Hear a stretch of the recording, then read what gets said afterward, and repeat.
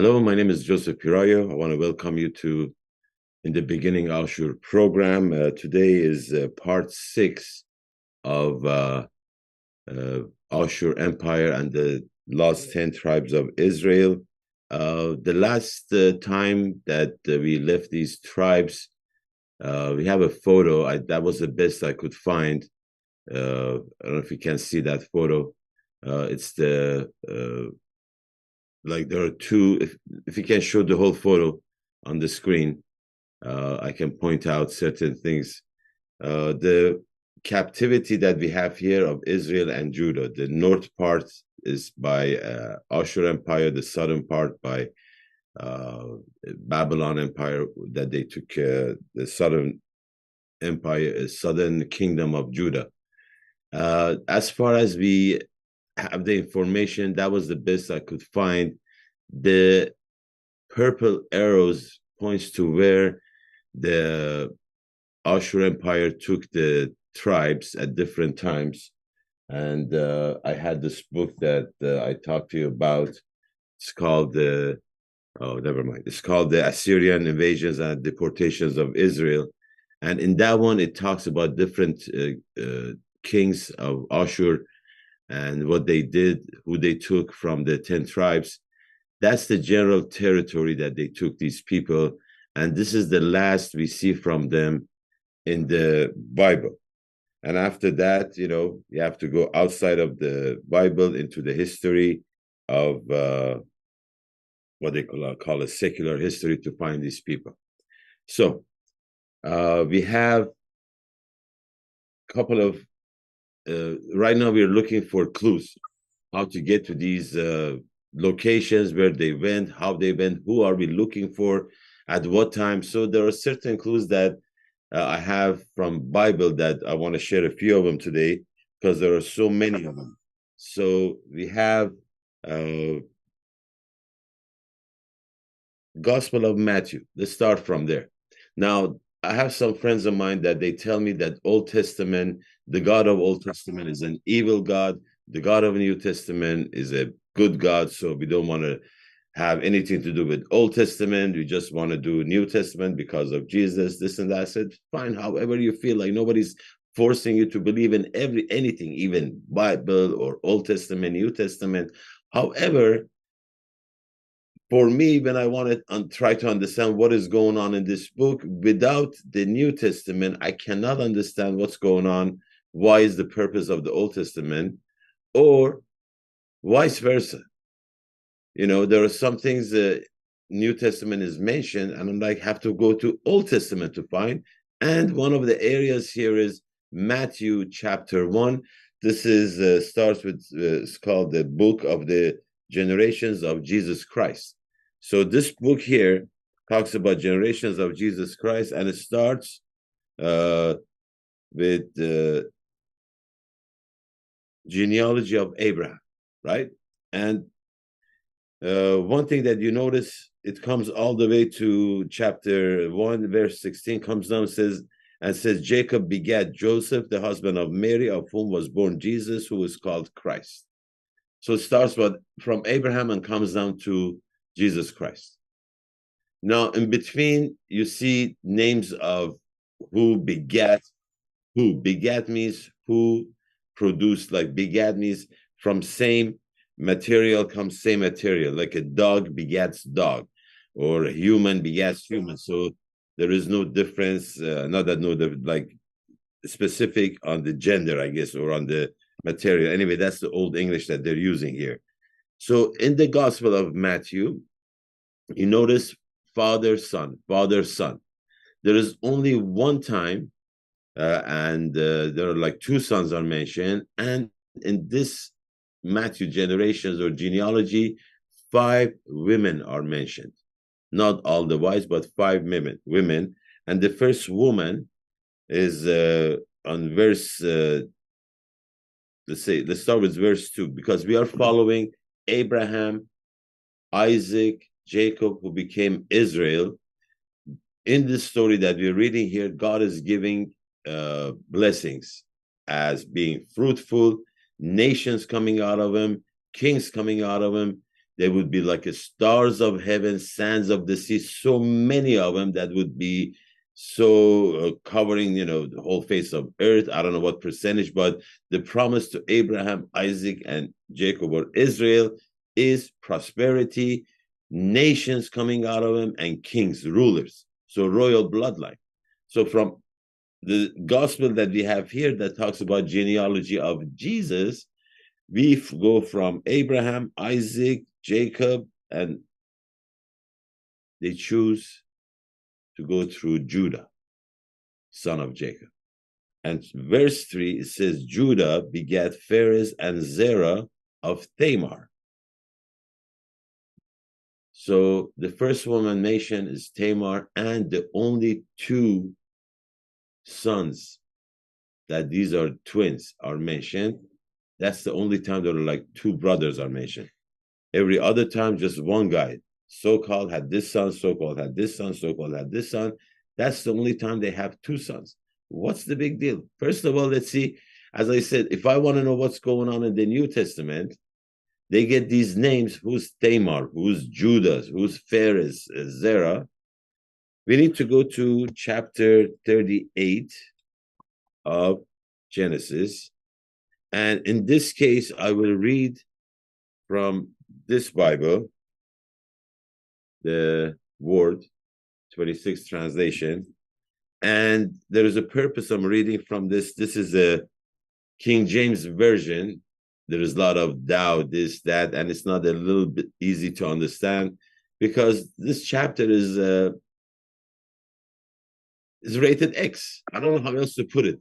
Let me just read that, okay? I'm just going to read what this chapter is in connection to verse 3, the genealogy of Jesus Christ that is mentioned in Matthew, and as a clue into how we're going to find these lost tribes, who they are, where they went. So, chapter 37 of Genesis ends with Joseph. And if you want to continue with the story of Joseph, you need to go to chapter 39. So, chapter 38 has no business being in this book of Genesis because 37 connects to 39. 38 is like somebody throw it in there and it's just stuck. Anyway, chapter 38, Genesis, genealogy of our Lord Jesus Christ. And it came to pass at that time that Judah, son of Jacob, bent down from his brethren and turned in to a certain Adulamite, whose name was Hira. And Judah saw there a daughter of a certain Canaanite, whose name was Shua, and he took her and went unto her. And she conceived and bare a son, and he called his name And she conceived again and bare another son, and she called his name Onan. And she again conceived and bare a son, and called his name Shelah, and he was at Chezib when she bare him. And Judah took a wife for his firstborn whose name was Tamar. This is the Tamar that we have in Matthew. This is the Judah that we have in Matthew chapter 1, verse 3. And Judah's firstborn, was wicked in the sight of the Lord, and the Lord slew him, killed him. And Judah said unto Onan, the secondborn, Go in unto your brother's wife and marry her, and raise up seed to thy brother. And Onan knew that the seed should not be his. And it came to pass, when he went in unto his brother's wife, that he spilled it on the ground, lest that he should give seed to his brother. And the thing which he did displeased the Lord. Therefore he slew him also. Judah has 3 boys, 2 gone, wicked or whatever. So then Judah says to Tamar, his daughter-in-law, Remain a widow at your father's house, till Shelah, my son, is grown, for he said, lest peradventure he die also, as his brothers did. And Tamar went and dwelt in her father's house as a widow. And in process of time, the daughter of Shua, Judah's wife, died.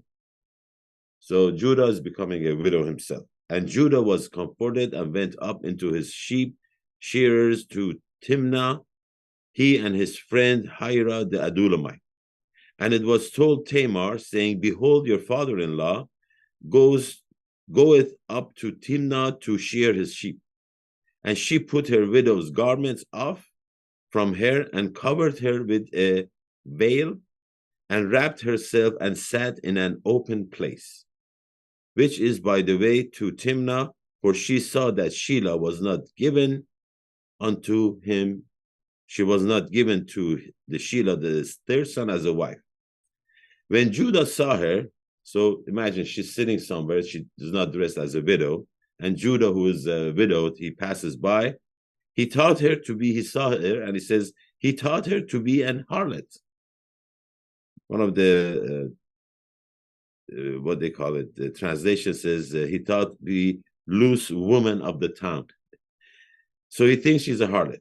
And he turned unto her by the way and said, go to, I pray thee, let me come in unto thee. For he knew not that she was his daughter-in-law.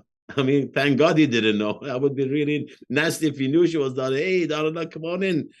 Go to, I pray thee, let me come in unto thee. And she said, what will you give me that you mayest come in unto me? Let's do business. You have a credit card. And he said, I will send thee a kid from the flock. And she said, will you give me a pledge until you send it? And he said, what pledge shall I give you? And she said, thy signet and thy bracelets and your staff that is in your hand. And he gave it to her, and he came in unto her, and she conceived by him. And she rose and went away and laid by her veil from her, and put on back the garment of the widow. And Judah sent the kid by the hand of his friend. So the kid, they're talking about the lamb or a sheep or something. So he sends that by his friends to receive his pledge from the woman's hand, and he found her not. So the lady says, what are you going to give me before you send me the kid or the sheep? Yeah, bracelet, signet, scepter, he gives them hold this credit card until I'll bring you cash or something. So they go, they don't find her. And Judah sent the kid, and then he asked the men of that place, saying, where is the harlot that was openly by the wayside? And they said, there was no harlot in this place. Where do you think you are, Vegas or something? And he returned to Judah and said, I cannot find her. And also the men of the place said that there was no harlot in this place. And they said, what are you talking about? We have nothing like that. Then Judah said, let her, take it to her, lest we be shamed. Forget about the bracelet, forget about this. We don't want to be embarrassed. Behold, I sent this kid, and now has not found her. He said, I did my part. I sent it. Then it says, and it came to pass about 3 months later that it was told Judah, saying, Tamar, your daughter-in-law, has played the harlot. And also, behold, she is with child by whoredom. And Judah said, bring her forth, let her be burned.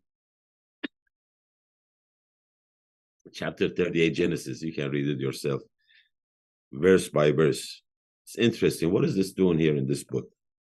So it says, gotta burn her. She's pregnant, harlot. When she was brought forth, he sent to her father-in-law, saying, by the man whose these are, am I with child? And she said, discern, I pray thee, whose are these, the signet, bracelet, and staff? And Judah acknowledged them and said, she had been more righteous than I, because that I gave her not to Shelah, my son, and he knew her again no more. So Judah had sex with her one time. And it came to pass in the time of her travail that, behold, twins were in her womb. And it came to pass, here's the interesting part. Well, one of the interesting parts of the story so far. And it came to pass when she travailed, and that the one put out his hand, and the midwife took and bound upon his hand a scarlet thread, saying, this came out first. And it came to pass, as he drew back his hand, that behold, his brother came out. And she said, how hast thou broken forth? This breach be upon you. Therefore his name was called Phares. And afterward came out his brother that had the scarlet thread upon his hand, and his name was called Zerah. So we're talking here the bloodline of Judah through this strange story. First, Judah that is descending from Jacob. He has sons. Whatever is going to happen to him, have their own kids, they get killed. He ends up having twins from his daughter-in-law because he didn't keep his promise. As he said in the story, she's more righteous than he is. Then we have twins born, and first baby comes out because it's very important who's the firstborn. So the hand comes out, midwife puts a scarlet thread on his wrist, but the hand goes back, the other one comes out. So who's the firstborn? Of course, the one that came out, I guess, but doesn't matter. We're looking for these clues from these strange stories. Like, how am I going to read this? That's why I read it in King James, because a lot of doubt, this, that, it's not as maybe more plain English as these other versions are writing about this. But we have these twins, bloodline of Judah. So when we came, the promises that were made to Abraham has two sons, Ishmael and Isaac. Which way is going to go? Ishmael was by the midwife or by the handmaid. Isaac was by Sarah. We see Isaac is chosen in this book. Then from Isaac, he has twins himself. We have Esau, we have Jacob. It goes to Jacob. Jacob has 12 boys. Who's going to get what? What is the process here? Because at least from two, it's going to go one or the other. And specifically says, okay, we go to Isaac, then we go to Jacob. Now we have 12 boys. So in order for us to see which boy is going to get the promises of prosperity, nations, kings, royal bloodline, this and that, I think you have an idea who the royal bloodline is coming from, because the story of Matthew that goes from Abraham to Jesus goes through the bloodline of Judah. But why it goes from that bloodline, we go to Genesis chapter 49. I'm going to go with this easier version to read. So chapter 49, this is when Jacob is about to die, or Israel. So that's how the chapter starts. Then Jacob called for his sons and said, gather around, so I can tell you what will happen to you in the days to come. Now, that's the problem I have with some of these translations, that with King James, when you read from this 26 translations, the way that is written, Jacob is saying, so thin. Jacob is telling his sons, and Jacob called unto his sons and said, gather yourselves together that I may tell you that which will befall you in the last days. This is a prophecy, what befalls these tribes in the last days when they are, anyway, we get to that later. It says, assemble and listen, sons of Jacob, listen to your father Israel. So firstborn, so he has from 4 different women. First is Leah. He has 6 boys. Then from the other 3, 2, 2, 2. The other sister, Rachel, has Joseph and Benjamin. So he starts from the firstborn that he has through Leah. He says, Reuben, you are my firstborn, my might, the first sign of my strength, excelling in honor, excelling in power, turbulent as the waters, and you will no longer excel, for you went up unto your father's bed, unto my couch, and defiled it. So the story is that when Jacob, the 2 sisters and each sister handmaid, so he was with all 4 of them, and Reuben felt so bad that his father left his mom and went with this handmaid, so he goes and sleeps with Rachel's handmaid.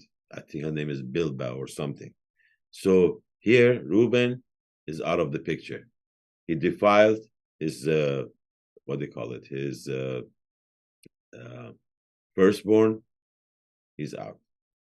So Reuben is out. Next in line are Simeon and Levi. So he says, Simeon and Levi are brothers. Their swords are weapons of violence. Let me not enter their council. Let me not join their assembly, for they have killed men in their anger and hamstrung oxen as they pleased. Cursed be their anger so fierce and their fury so cruel. I will scatter them in Jacob and disperse them in Israel. So Reuben lost his birthright. Then Simeon and Levi are the next two in line. They lose it because after their sister was raped by this guy, and then they tell him to do circumcision because you want to join us. They do that. Then Levi and Simeon, they go kill all the male in that tribe. So it's Jacob saying, you lost your birthright. You lost your chance to be in line. So Reuben is gone. Simeon is gone. Levi is gone. Who's this next in line? Judah. So what is Israel or Jacob's telling Judah? This is chapter 49, Genesis, verse 8. Judah, your brothers will praise you. Your hand will be on the neck of your enemies. Your father's sons will bow down to you.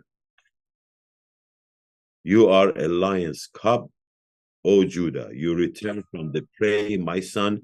Like a lion, he crouches and lies down. Like a lioness, who dares to rouse him? Now, here's the important part. Verse 10. The scepter will not depart from Judah, nor the ruler's staff from between his feet, until he comes to whom it belongs, and the obedience of the nations is his. In the King James Version, when you read that prophetic verse 10, it says, the scepter shall not depart from Judah, nor a lawgiver, bring this here, nor a lawgiver from between his feet until Shiloh come, and unto him shall the gathering of the people be.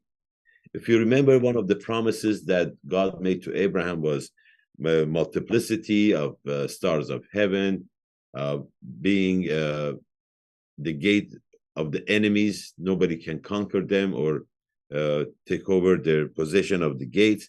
And the other, besides royalty and nations, was that through that bloodline would be one that the whole world would be blessed. That's why when you're reading Matthew, the bloodline from Abraham that goes to Jesus Christ, one is through Joseph, the other one in Luke is through his mother, but both of them are going through the tribe of Judah.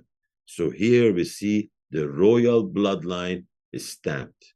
It is Judah. So the kings that are mentioned to Abraham, Isaac, Jacob, they're going to come through Judah bloodline. And we see Jesus also is that bloodline. And until they would be ruler, that's an interesting part. They bloodline will be ruler until he comes to whom it belongs, and the obedience of the nations is his. This hasn't happened yet. So we got to have a king from the tribe of Judah somewhere ruling over Israel or something. Anyway, that was the royal bloodline. The other part, see, when they took the land, Levi didn't get anything because he's a priestly bloodline. Joseph got double portion, right? So Joseph gets double portion, but he doesn't get the royal bloodline. But let's see what Joseph gets. Verse 22, same chapter. It says, Joseph is a fruitful vine near a spring, whose branches climb over a wall. With bitterness, archers attack him, and they shot at him with hostility. But his bow remained steady, his strong arm stayed limber, because of the hand of the mighty one of Jacob, because of the shepherd, the rock of Israel. Remember that Beth-El rock that Jacob slapped, rock of Israel? Because of your father's God, who helps you, because of the Almighty, who blesses you with blessings of the heaven above, blessings of the deep. Look at all the stuff that they are talking about. Then verse 26 says, your father's blessings are greater than the blessings of the ancient mountains. than the bounty of the age-old hills. Let all these rest on the head of Joseph, on the brow of the prince among his brothers. So this is where it splits. Royal bloodline stays with Judah because of the, Jacob didn't touch that because firstborn, no Reuben, no Levi, no Simeon, Judah, we cannot touch that. Rulership, the king, royalty stays there with Judah. But what he changed was the prosperity part, and he gave it to Joseph. That's why when they come to the promised land, Joseph gets double portion for his sons. One is for Manasseh, the other one is for Ephraim. So we are looking at clues. So right here, we see a split. We start with Abraham, comes to Isaac. From Isaac comes to Jacob, Israel. From Israel, they split. And they split when we left them was around the area. Can we show that map one more time? The map of the exile. So this is where we left them. The area that they are northern part of today's Iraq, western part of today's Iran. And this is like 700 BC. Different times, different kings took these people around, and we don't know where they are. One of the clues that we have is they have Judah as the royal bloodline. The other clue is that from the Joseph portion, they have the nations that will come out. The prosperity of that would be there. The part about Jesus' genealogy that we saw the two brothers are mentioned. That's one of the biggest clues that when we really get to the part where they actually are now is when these two brothers come into the picture. So it's a very interesting journey going through these parts when I'm preparing. But there is this book, and you go to chapter, I think, 38 or 39 of Ezekiel. This book is based Judah's scepter, Joseph's birthright. Because when the northern, when you, if you remember the northern part, Israel, when it's separated, it was ruled by Joseph bloodline. The south was ruled by Judah bloodline. And Joseph bloodline, there was, empire was taken away by the Ashur empire. But the whole Israel that we have here today is just the Judah part. There is a time that Joseph bloodline will come, and that's the biggest part of the whole nation of Israel. But at the end of the day, why are we talking about these stories? Who cares about the tribes, this and that, right? God, according to this book, God is not a man to lie, nor son of man to repent. Does he say, and he doesn't do it? That's what we're trying to find out. The promises that he made. Can we rely on this God, on this El, Yahweh, Creator, Ashur, whatever you want to call him? Can we rely? Because we have limited time, each one of us. And are we on the right path to spend the rest of our life following this book? If it's not true, throw it away, live your life, have other religion or whatever. But these are interesting stories. I don't know how many of you that go to church have heard of these stories or not. But when I started learning about this, the facts, the history, it got me attracted. That's how I was attracted to this book, and it's amazing stories. And as we see in the next program, all these other clues are going to come together.